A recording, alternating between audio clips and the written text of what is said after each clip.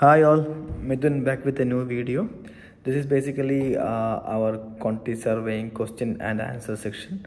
I think it's the fifth video I'm doing on the same. My videos are, tentatively is in very short duration, like 10 minutes, 15 minutes. That's the reason I'm taking more. I'm doing more videos, but with a short duration actually. Because if I do some 2 hours, 1 hour videos, you will be very bored as well. You'll be fed up with listening also. So when short videos, people tend to listen actually. I'm not wasting much time. Straight away going to our question and answers for quantity surveying interview. Okay, I think just a heads up. This is equally useful for your RACS interview also. I'm covering that perspective as well. So there is a question: if your subcontractor delay the submission of final account, what would you do? So the question is like you are a contractor and your subcontractors delay the final account. What do you do? So firstly, there should be a provision in the contract about the final account. Okay. So usually we remember like in FIDIC clauses and like there is a provision like within 84 days from TOC they have to submit the statement, final statement or statement of completion. So that's the perspective. So in this case they are not submitting. What you can do? So what you can do is like you from yourself prepare a final statement or statement of completion and issue it, because you don't need to wait for them to wait for, and all other like whether they had to accept or they need to refer that to the dispute, all up to them. Okay, but from your perspective you have to prepare a final account from your end. Okay, same with the engineer also. If a contractor is not submitting a final account, the engineer has to prepare as per the contracted provisions. The next question: what is discharge letter, when it is issued, and for what purpose? So I think I might have discussed this earlier also when talking about the maybe final statement and all, but again just explaining. So discharge letter is basically a letter issued by the contractor after receiving performance certificate. Okay, so after receiving performance certificate, contractor within 56 days from the performance certificate, he has to submit a final statement or final invoice. Okay, along with that invoice, the contractor has to submit a discharge letter also. So you after the defect liability period finished, you will get a performance certificate from the employer, usually within 21 days from the defect liability period. Then the contractor has to submit a final payment application and also discharge letter. The discharge letter should state that this amount, there will be amount in the final statement, that amount reflect the final amount due to contractor from the employer. If that is received, there is no payment due. Basically the obligation is discharged, the payment obligation is discharged. Okay, so it will be the connecting questions like when it is issued and for what purpose. So when it issues, like along with the final payment application or final statement after getting performance certificate. Okay, this is basically a contractor is relieving employer from his payment obligation, but with a condition after this amount. Okay, and why there is a EOT provision in all contract? Okay, nice question. So EOT is a extension for time of completion, which I already explained in many of my classes, like so for some reason completion date is extending. For those prolongation period, you will since it's extended because of a reason which is not attributed to contractor, the time of completion extending, and that giving contractor an entitlement, or I would say like additional time for completion.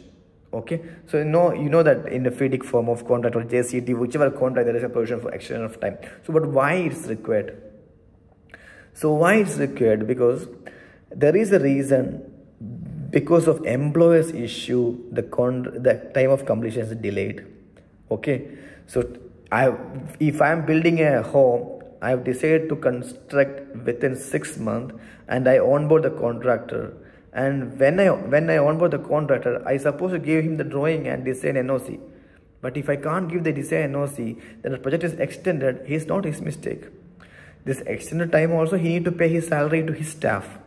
So he is entitled for the EOT and also the prolongation cost.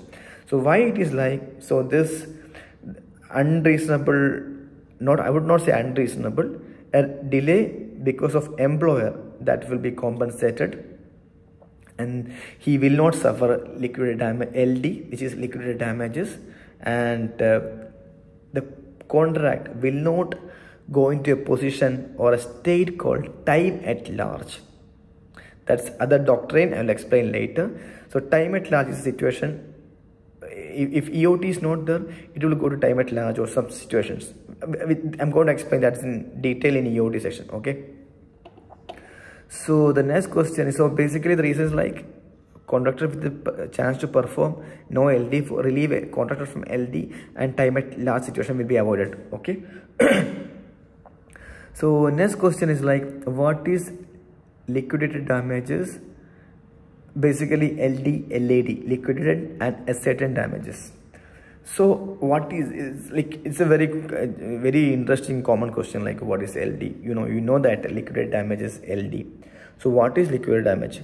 Liquidated damage is defined as the genuine pre-estimate of damages. Okay, the contractor commit to complete the work in a duration, like in my previous case, I told the contractor to complete the work or construction of my home within 6 months. Okay, in 6 months, if he is not complete the work, there will be a pre-estimate or a per day or per week, this much amount I will be back charged to him. So that genuine pre-estimate is called liquidated damages. It's already liquidated, I mean it's already identified, it's already calculated. That's called liquidated damages. I will give you one more example. So I am constructing a home back in Kerala for myself to stay. For time being, I am staying in a rented house. Okay, since I don't have a home, I'm just constructing only. I rented a home. I'm paying some 10,000 rupees rent per month, and I thought, by 6 months I'll be having a home, so I can move to my new home. I don't need a rented home anymore. So in that expectation, I'm staying. But some reason, not my reason, okay, I given design, NOC, everything. Contractor delay the work. Instead of 6 months, he takes 7 months. He 8-9 months like that. So I am keep paying rent. Okay, so I have rented a home. Now I thought I can pay only 6 months, because 6 months I supposed to get my home. But in this case, I didn't get a home because contractor delayed the completion, and I'm keep paying the rent house, actually 10,000 per month. So I know there is a damages 10,000 I need to pay to the renter, landlord or rent house. So that is my monthly liquidated damages, because of his reason I'm suffering a delay. So 1 month at 10,000 per day. How much? I will divide by 30. Then I would say, see contractor, per day, if you delay the contractor, I'll be charging this much amount. Why? Because I am taking a rented house which is 10,000.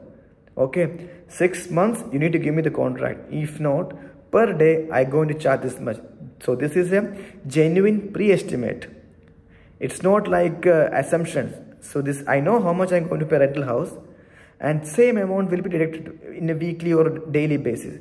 So that's called liquidated damages. You genuine pre-estimate, you already know. The same case with the construction project, actually. If you're constructing a villa, a hotel, or apartments, okay. So, and by 2 years, you need to have the project completed, because you already might have get advance from the tenants. Because once you start the construction, people start investing. If it 1 BHK, 2 BHK apartment taking, from the very beginning itself, people start putting, booking the apartment, paying monies, like, there will be different installment. So once the first floor costing this much amount, second floor costing this much amount. That way, this people will be spending, tenants will be spending.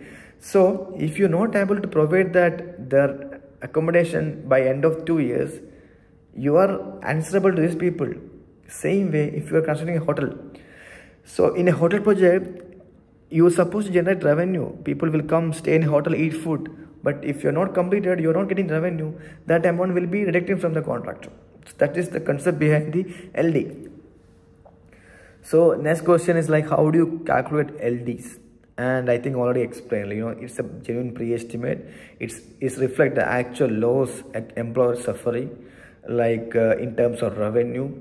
So how much is the revenue he's suffering in a all duration, that will be maybe converting to daily, weekly basis, and that amount will be deducting. So the LD amount will definitely have backup. Okay, if not proper estimate, it's not a LD at all.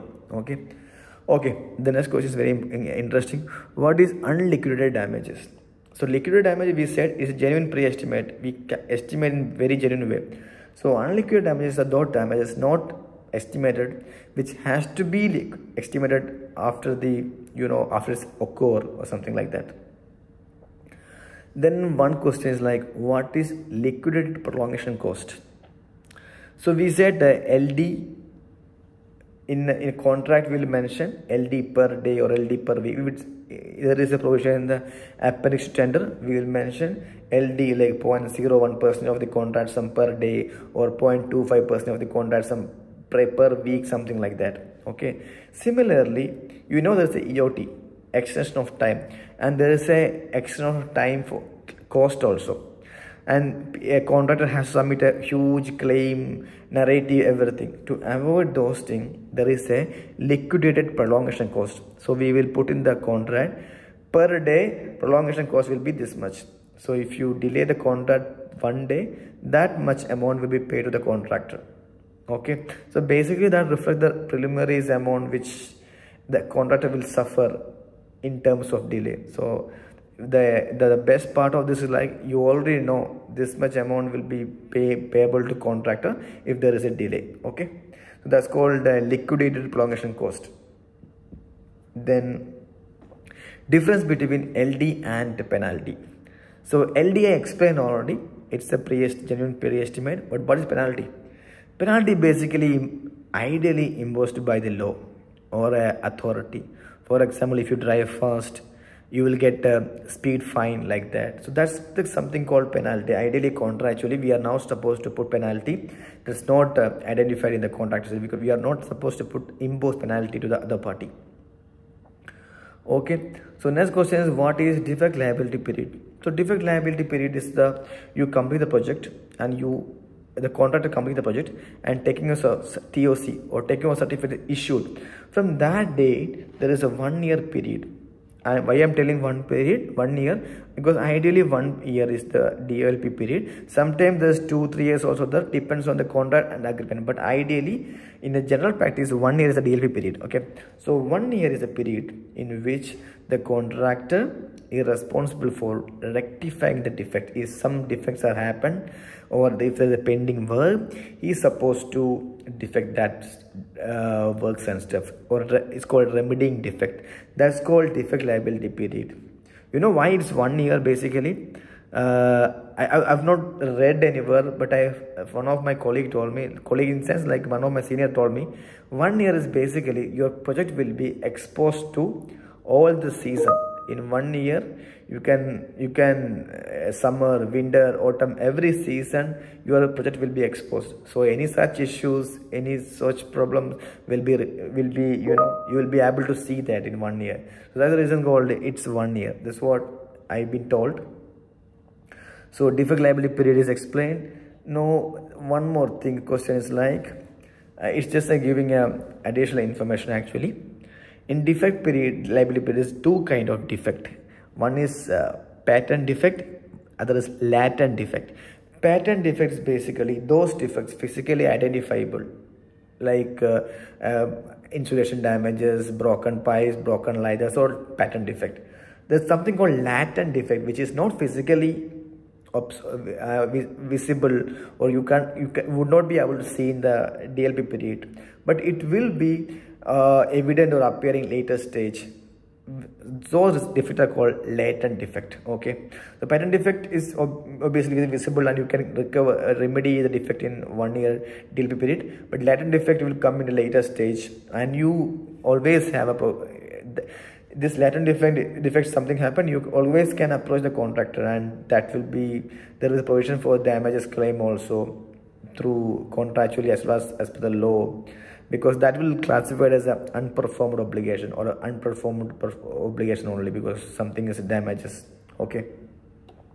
The next question is like, how long defect liability period? I explained already. It's like it's usually 1 year, but can be extended, depends on the provision. In FIDIC it says like maximum 2 years can be extended, but in my previous employer I even worked with 2 years straight DLP period. But just imagine, like if you say 2 years DLP, that risk of DLP the contractor will definitely going to load in his proposal. Okay. Then was the question, who has to take insurance during defect liability period? So ideally insurance provision should be when it's taken over, it should be transferred to the employer, but there will be car policy taken by the contractor, which will usually cover up to end of DLP period also. That's all depends on what you agree in a contract. If you refer to clause 21 point in FIDIC, you can see the car policy something to be till DLP. But ideally when you have a TOC, the employer taken over the work, now you are not responsible for it. That's depend on what you agree in the contract. So two cases, either TOC and you hand it over to employer will take the property or loss insurance, that will cover everything. But if you have a car insurance already by the contractor which is ending up to DLP, it's fine enough. Okay. Now what types of bond? Okay, so there is two types of bond: open-end bond and closed-end bond. And open-end bond, there is no expiry date until some obligations fulfilled, it deemed to what you call that extend automatically. The closed-end bond, obviously there is a open date and expiry date. By that time it will expire. And there's one more type is the conditional and unconditional bond. I think I already explained, but again I'm explaining you. Conditional bond, you don't need to prove anything. Sorry, you need to prove the breach. In unconditional, you don't need to prove the breach. Anytime you can liquidate that or encash the bond. Okay. Then validity of performance bond. So validity of performance bond should be till DLP. Till the end of DLP or TOC is issued, you have to have a proper performance bond. And tender bond, which is submitted along with the tender, should be valid till performance bond. Okay, so you have first tender bond submitted along with the tender, and when you submit the performance bond, the tender bond can be taken out. And there's a question, different types of bond and why we provided. So I think I explained this already, but performance bond, tender bond, performance bond, advance payment bond, retention bond, then material offsite bond, material bond. These are the main bonds which will submit, like again repeating: performance bond, advance payment bond, retention bond, tender bond, material bond, like that. Okay. And now the next question is like, what is disruption and how it can be evaluated? So disruption is basically, I don't know whether you heard of a disruption claim, or there's a claim also called disruption claim. Disruption is basically your normal progress is disturbed actually. So there is a hindrance towards your normal progress. So I'm installing a work. Okay, in a normal progress, I supposed to install 10 meters of pipe in a day, but some other reasons I couldn't perform my work and I was able to install only 2 meters, or I was not able to install nothing. Okay, so ideally in a case, if I'm working, I supposed to install 10 meters, but some other reason, there was a hindrance, there was a disturbance, productivity was hindered, and I was not able to perform in the way I supposed to. So instead of 10 meters, I was sitting ideal, or I install only 2 meters or 1 meter. This is situation called disruption. So basically the productivity is reduced. I will tell you some example. For example, the power provision is supposed to be given by the employer, and if he has not given the power provision, and there is no sufficient light in the basement or somewhere, I would not be able to work. I will be sitting idle. It's not my mistake. My productivity is affected by the employer's issue. Okay. And second case, if there is a water leakage, I will not be able to perform. So there is a disturbance. This is such criteria, like the productivity is disturbed, those called deception, and the claim for that is called deception claim. The different method for deception claim, like measured mile approach, total or modified cost approach, comparison with industry norms, time motion study, expert opinion. So like when you submit a claim, so we'll compare. Today the progress was 2 meters, but ideal 10 meters. So we'll compare that such way. So you can always approach an expert for the opinion, or you can prepare time motion study. There are different methods, for the deception. But the basic deception is basically the hindrance to the productivity. So thank you for today. We will meet in next video. Bye bye.